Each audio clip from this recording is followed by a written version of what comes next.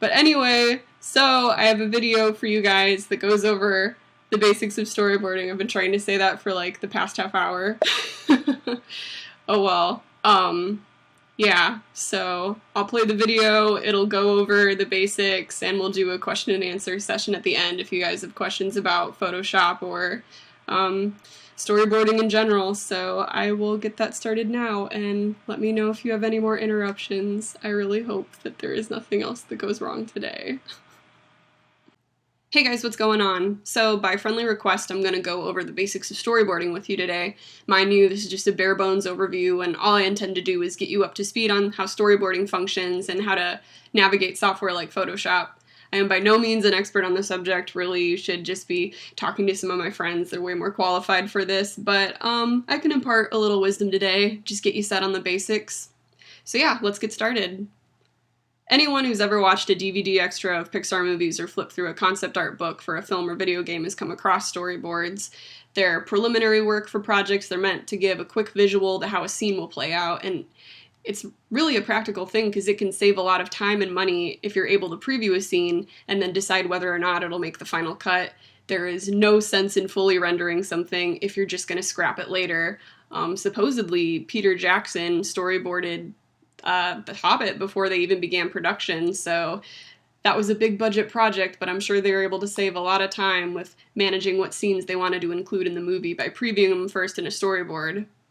So, though comics are my primary focus, I also do a little bit of storyboarding, mainly did some projects in college, and one that I'd like to share with you today is a car chase sequence that I worked on in college. It's probably my best storyboarding work, and I can play it for you now if you haven't already seen it on my YouTube channel.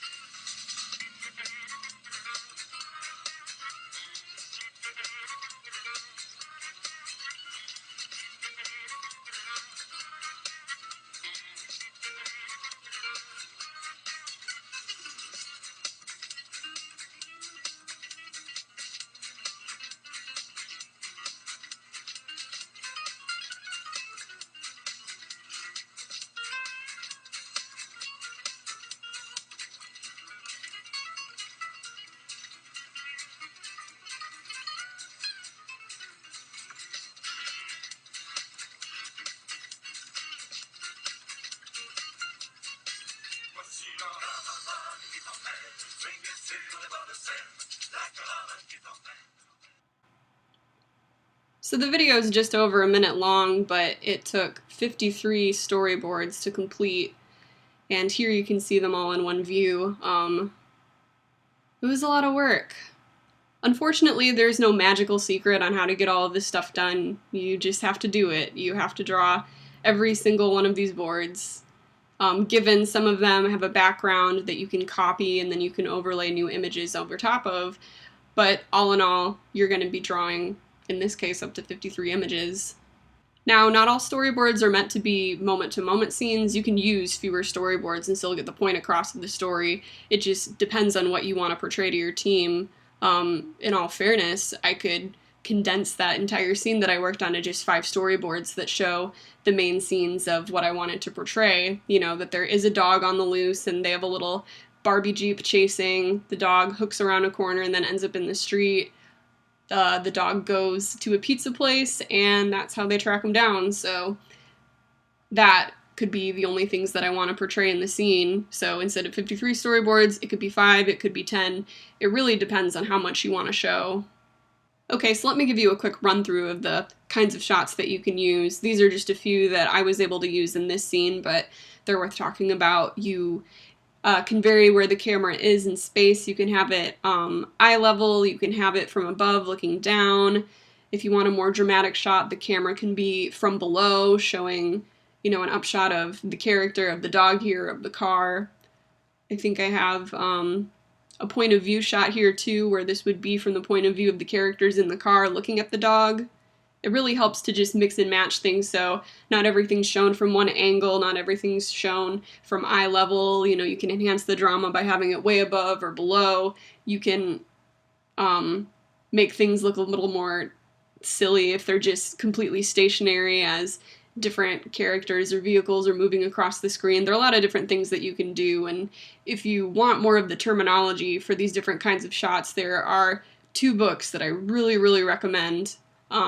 You should totally pick up, what's it called? Framed Ink by Marco Smeto and Prepare to Board by Nancy Beeman. These are wonderful books that go over everything about storyboarding, especially Prepare to Board. This more specifically deals with the drawing and the construction of a scene and how to specifically arrange elements to get your point across. But Prepare to Board goes over everything that there has to do with storyboarding, you know, down to moment timing, different shot calls, the terminology for all of that. So if that's something that you're interested in hearing more about, I'm not going to go over that today, but you should really pick up these books. I'll post links to them in the description. They're fairly inexpensive on Amazon, really. Christmas is coming up, so why don't you tell Santa? Okay, I think that's enough vocabulary. Now let's get down to the practical stuff. How do you make a storyboard? There are loads and loads of pre-made templates out there. There are different size ratios between things made for TV versus the big screen, and most of that is explained in the books that I just mentioned, so be sure to check those out. The important thing is that you do use a template, otherwise you'll get the wrong aspect ratio, and that's why movies and videos sometimes have those black bars either horizontally or vertically. It's not always appealing.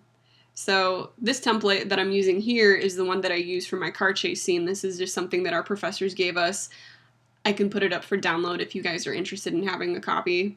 So honestly, the easiest thing that you can do for yourself is download the template and then just print it out. Stick to good old paper and pencil, Copic marker if you want to. You don't have to fool around with any of the technology. But if you prefer to work digitally in a program like Photoshop or Manga Studio, you can import this PDF into the program and work with it as a template. It's pretty self-explanatory. In the center you have your image frame where you'll actually be drawing what's going to happen in that particular storyboard, and then you'll see they have a section for a description, dialogue, if there's any, the number of the scene, number of the shot, if you're keeping track of it that way, if you have any notes that you're sending to other people on your team. It's just an easy way to keep things organized, so templates really rock.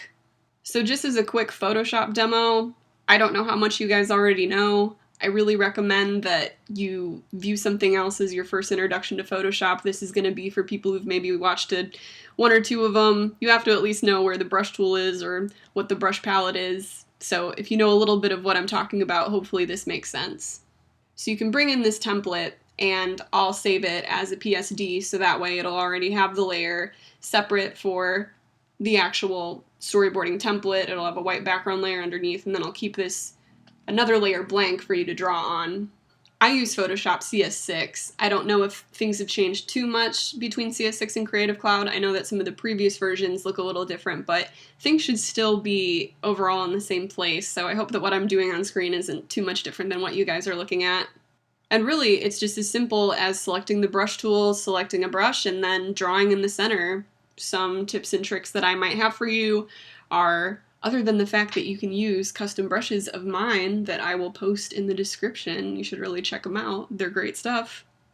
Other than that, I guess, when you're drawing, something that you might notice is a little difficult to keep within the constraints of the box. There are a number of ways that you can keep it in there.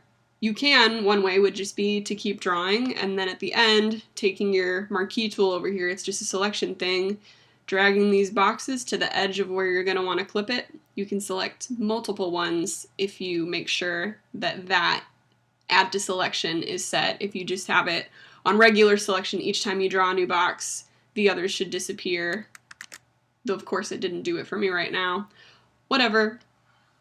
So one way would be if you just drag these things, select everything, and then if you hit delete on your computer, they're gone. Go to select, deselect to get rid of that. Things are in there. Another way that you could make sure to keep it in the box is also a selection. If you go to your magic wand tool right there, that's W on the keyboard, with contiguous checked up there, that just means it's going to look at the adjacent pixels. You have to be on the layer that this is on, so the template layer. Click in the center, switch back to the drawing tool, and you'll notice that you are not going outside of that. So that can be pretty helpful as well. And other than that, I think I've covered most of what I know. If and when you want to import this into an animatic, let's just say that you have your image already drawn, and so when you place it into an animatic, like a video editing program, whatever one that you have on your machine, and you're not really going to want to keep all of this, maybe you will, maybe you won't, you can crop down to this. Once again, take the marquee tool, grab that corner, select it, go to edit, and then, oh, I think it's under image, I'm sorry. Under image, go to crop, and there you go. Select, and then deselect, and there's your image, and then you can save it. Whatever you're doing at the end of it, save it as a JPEG or a PNG. Don't save it as a PSD file, because something with that many layers is probably not going to import correctly into your video software. It depends on what you're working with. I know some programs are more advanced and they can handle different file types now, but otherwise, yeah, I assume that you guys probably know a lot more about that than I do. I just know about drawing the images, drag and drop, easy enough, sync it up with some music. I've even done it, particularly for this one, I use Storyboard Pro, which I have forgotten everything about and I will not do a tutorial for because I don't have the program. And it's been a couple years, so I have forgotten everything about that program. I remember that it worked really well, though, so maybe that's a question for a friend of mine. So yeah, at this time, I will open up for some question and answers if you guys have any. So thank you so much for watching. Okay, there's a little bit of a delay between what I'm saying and what I'm seeing on screen, so bear with me with that, but not too bad. So that was the video. I'll be posting that on YouTube later. Since this has been a crisis, better be a place to look at it later. Yeah, so this can be a Q&A session. If there was anything that you wanted answered in Photoshop, or if there was anything about storyboarding you guys were curious about, type it in the chat and I will do what I can to answer your questions. In the meantime, I'll draw a butt. Question about why things are in gray. I think it's just easiest to read things for the value, so that way you're not going to have to worry about also putting colors into a composition. You can save a little more time, so you can show the light and shadow in a scene, but you don't have to like full out and color it. That's just what I think. Question is about SCAD and what kind of storyboarding program they have. You can major in sequential art, which is just a fancy word for comic books and storyboarding, and that's what I majored in. And you can do storyboarding as a minor. It's not one of the major parts of the curriculum, unfortunately. They mostly focus on comics, but you do have a couple storyboarding classes that you can take. In the beginning of your major, there's a basic overview of storyboarding that you're required to take, and then after that, I think it's just an elective that you do later on. Oh no, never mind. There's one. There's a whole class in the sequential curriculum about drawing storyboards and doing character design. And depending on what teacher you take, there's some really fun projects. I did an Adventure Time storyboard, I think, and that was a lot of time. Or it took a lot of time, but it was a lot of fun. I wonder if I still have it somewhere. What other questions do you guys have? I'm going to be doing a series on SCAD sometime soon on YouTube if I can ever get the thing to work. Oh my goodness, every time I try to do a stream, it's just a crisis. Let me try to find this file. Yeah, SCAD is a wonderful school. I went there all 4 years, and like I said, I majored in sequential art, and it was just a great school to go to. You learn so much. It's very, very work intensive. If you don't like to draw, don't do that. Don't do that major, at least. You can major in plenty of other things at SCAD, but if you're going to do comic books or storyboarding, you have to like to draw. Otherwise, you have signed yourself up for a world of hurt. Yeah, I think in the SCAD series, we're going to be covering, I want to do an overall like campus life kind of a series where we just talk about what the dorms are like, how the campus is set up, where the different academic buildings are, and transportation, if it's worth bringing a car or not. So that's going to be sometime next week. I hope I can do that. Otherwise, there's tons to talk about. We can talk about the classes. We can talk about some of the assignments. Anything that you guys want to know, you of course can suggest to me. Let's see, question about any general info for those wanting to get into the field. The internet is the biggest resource. I think I was a little surprised about that. I thought that school would be the biggest part of it, and it is about crafting your talent and everything, but as far as making connections and networking and getting jobs and breaking into the industry, that is still something that you have to do yourself. And I don't think I realized that until near the end of college, and then after graduating, of course. The majority of my work has come freelance, so it's been people that I know or people I've met online doing projects together. I've been recommended by friends of mine who've worked with other clients, and rarely has there ever been anything that I've, made a resume for, sent in an application.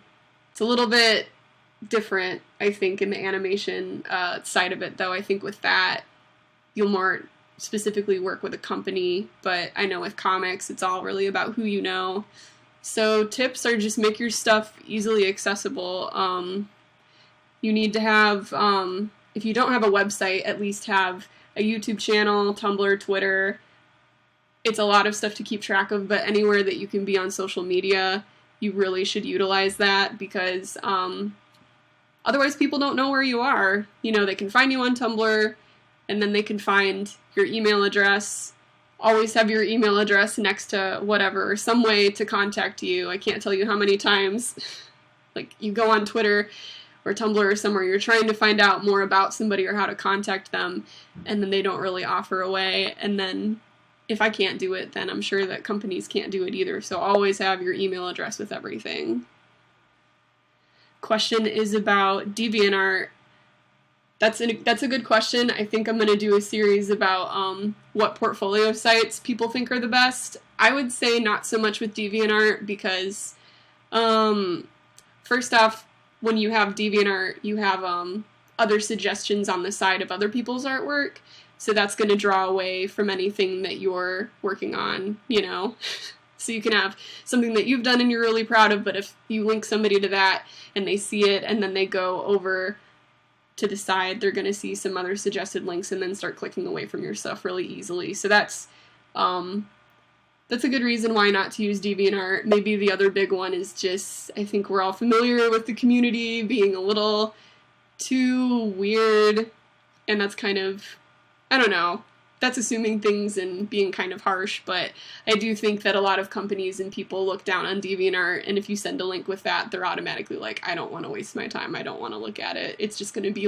weird, furry inflation art, no shaming, I guess, if you're into that. But, if you're trying to get a job working at a comic book company that isn't going to deal with furry inflation art, maybe don't show that. I don't know. Behance. Yeah, Behance is really good. The nice thing about Behance is you have a feature where you can actually connect into other channels. For instance, the projects that I worked on when I was at SCAD, I was able to sync them in with the SCAD umbrella of Behance. They're partners somehow. I think it's something they did while I was in school, but I hope that's making sense. If you upload your work and then you say, oh, this was a project at this school, it was a project at SCAD, it will recognize that as a tag. And then if you go as a visitor to the SCAD Behance, you can actually see a whole, a dashboard, a channel of just everybody's work that had theirs tagged at SCAD. So they use it, I'm sure, for people who want to know more about the college and are just perusing everything, and then they're like, oh, what does some SCAD artwork look like? And they go through, and if your stuff is tagged in there, they can be like, oh, who's this? What's that furry inflation art. Just kidding, no. But really, they'll just be like, oh, what's that little storyboard thing of the girls chasing the dog? Oh, that's Lisa Naffziger. Let's look at more of her stuff. Oh, she went to SCAD. And then that's a really nice feature about Behance. I don't know anything about the community, though. I really forget about the website a whole lot. I don't think it's as, things don't really go as viral as they do on Tumblr, which can be a good and a bad thing, but it's a really sleek portfolio site and absolutely is something that you could share with a potential employer, because it's not going to advertise other people's stuff unless it's like a specific section you have. So feel free to use it for professional stuff and then to get connected to other people, but if you're looking for a wider audience of people to see and like your Steven Universe fan art, you know, they're not gonna look on Behance for it. So it just depends on who you're trying to show it to, I guess, if that makes sense. The question is about my relationship with animation. Taking a slow drink. With animation, I poked myself in the eye. Did you see that? Don't get long bangs, people. It's what happens. Yeah, everybody round of applause because he was the one who fixed the internet earlier. Yay! I feel like I should throw something on screen that's worthwhile to look at. I'll put up some of my artwork so that way Picardo's not just like, oh, she's just talking to the screen. Yeah. So animation is what I originally wanted to do because I love animated movies and I love just drawing and visual storytelling that's like more cartoony. I liked a lot of anime and manga, just all of that together. Well, manga, I guess, is comics, but, you know, I liked animation, but then when I found out more about what it was going to be like to do, I really didn't want to work on that kind of stuff, because I found out that instead of being part of the storytelling part of it, I was probably just going to be somebody working on modeling something on Maya for the rest of my life, which that's fine if that's what you want to do, but if you want to be drawing more often, here, I'll just throw this thing of He-Man up here. There, that's fun. Anyway. But really, I lost my train of thought. Yeah, I didn't want to sit there and model things on Maya and not draw. You do draw in animation, but the sad thing is, I mean, it's the sad truth of the matter, even at SCAD, the 2D animation stuff is really, it's gone, pretty much. There's not much left. I know they still teach a lot of stuff in animation at SCAD, but I think they kind of sit down and talk with you that maybe the only 2D animation that you'll do will be just Flash-style things, and there's not really a lot of work out there for hand-drawn traditional animation just because it's not financially quick and easy. There was a better way to put that. I hope you know what I mean. It just seems like more of a time saver to just work on stuff with 3D animation instead of 2D animation, which is a shame because I really love the way that 2D animation looks. It's just more rich. I don't know. They've come really far with 3D, but it makes me sad. So love-hate relationship with animation. Also, I just don't have any patience for things like Flash even. I was going solo trying to figure that out, and just the idea of putting so much time and work into something, and then I'm only going to get a couple seconds worth of something. And comics still is just like, I'm going to have to draw every single panel, but it does go a little bit more quickly. You can cover more ground with doing comics than you can with animation, so that's my thing. I'm not trying to shoot anybody down if they want to do animation. I mean, go for it. It's awesome, and it's a great program. SCAD is a great school to go to. SCAD and then Ringling College of Art and Design in Sarasota, Florida. I almost went there. It was an awesome school, really cool. You should check out their student work. It's fabulous. Any other questions that you guys have about SCAD or storyboarding, or there's anything that I can show you in Photoshop that you were curious about, let me know about that too. I think it's pretty self-explanatory, the template at least. I did put that download link in the original YouTube video, and I think Rob shared it, so yeah, you just download it, and then there's this layer here where you can also draw a butt in a fart cloud and animate that. How do I draw? You chop off your legs and die, because you're not going to use them again, because you just sit at a desk all day. I don't know.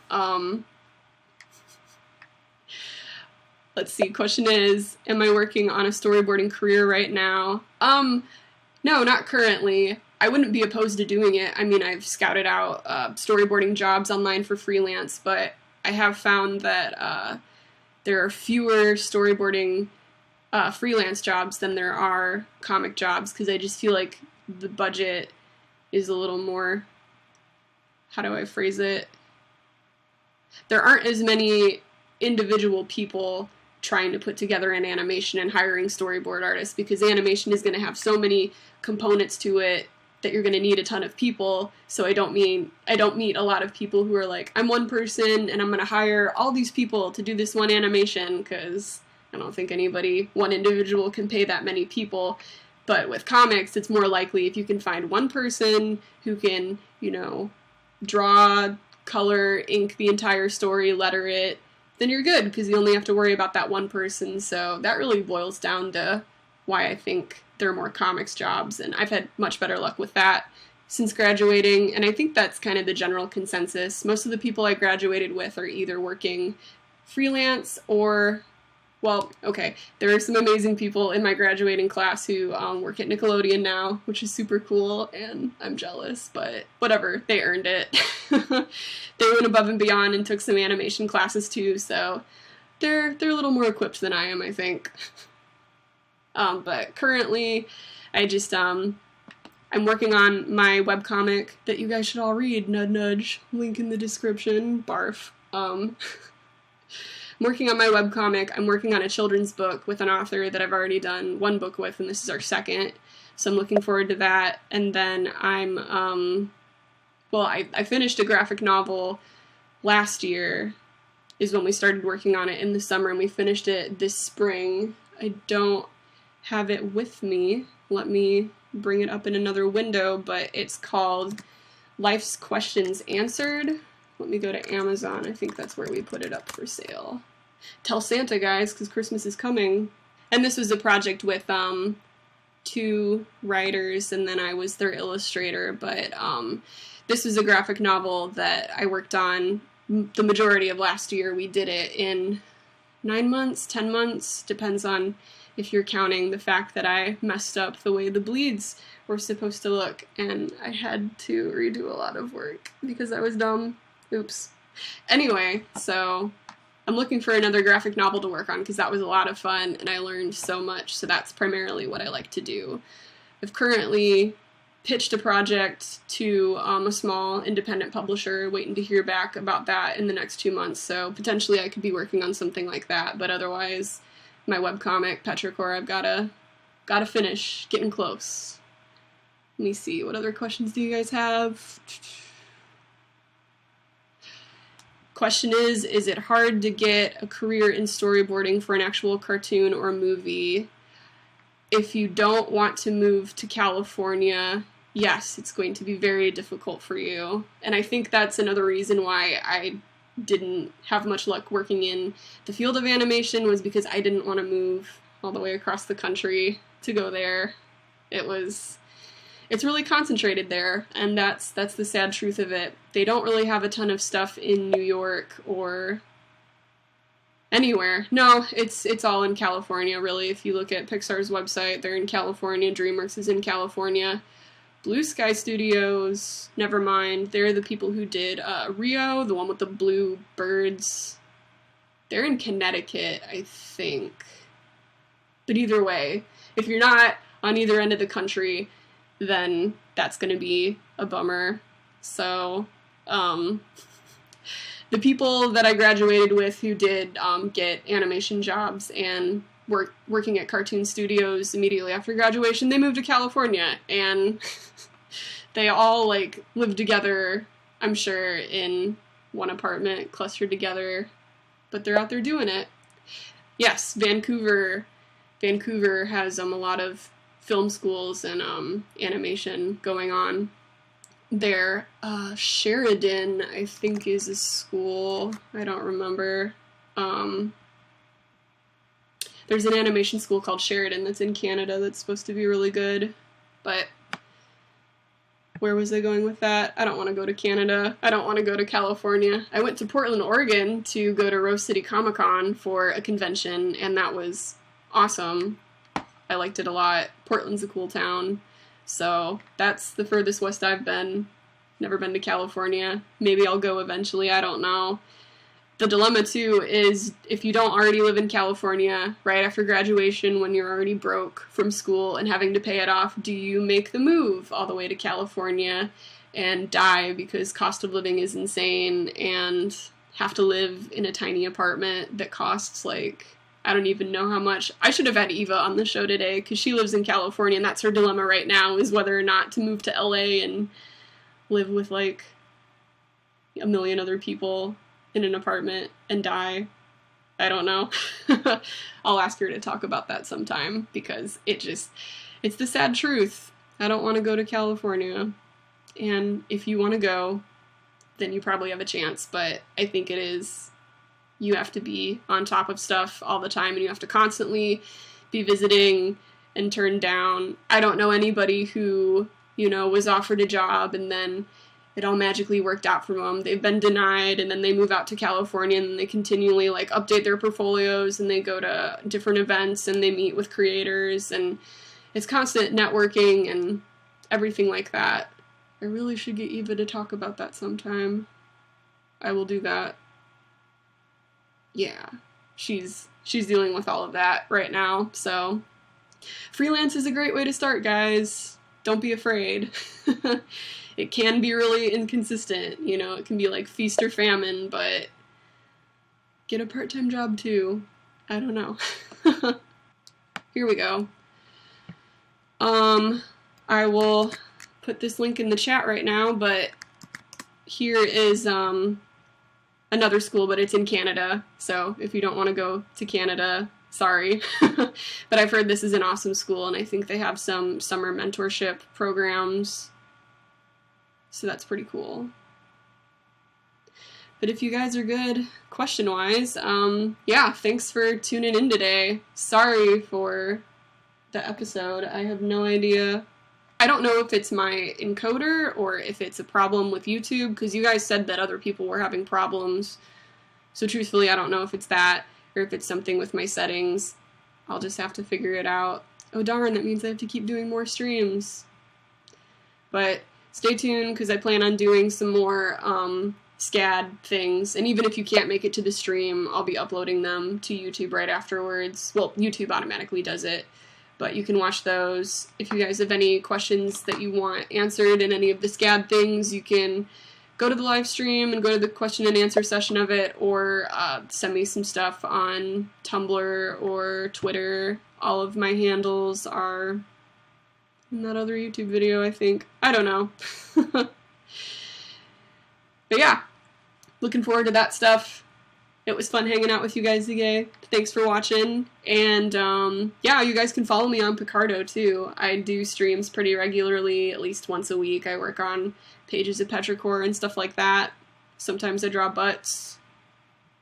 Butts are good. Sometimes I draw He-Man. Sometimes I draw butts. You should watch me draw butts. I don't know. But if that's it, I will talk to you guys later. Nice to meet you. Thanks for watching. Read my comic.